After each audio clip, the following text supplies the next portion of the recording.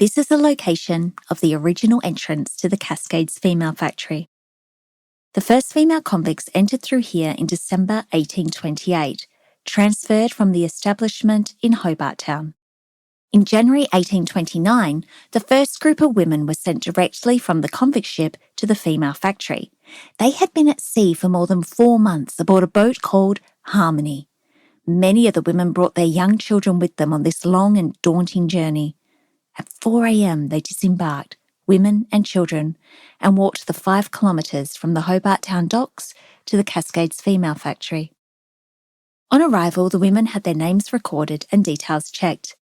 They were examined, searched and washed.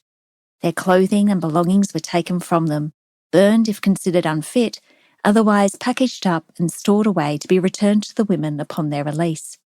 They were given their prison uniform, which included petticoat, jacket and apron made from coarse materials.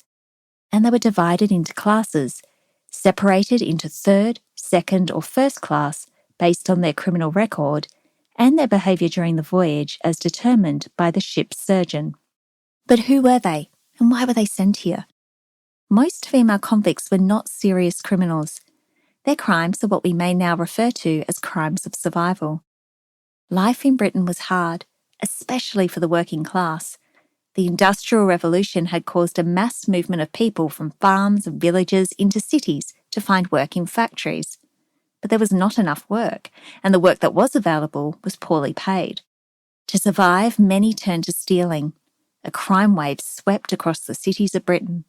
Punishment was harsh. Many of the female convicts sent to Van Diemen's Land were transported for petty theft. However, there were some who were transported for more serious crimes, like Mary Barnes, who, at just 17 years of age, was convicted of poisoning an old woman by putting arsenic in the tea kettle after a disagreement.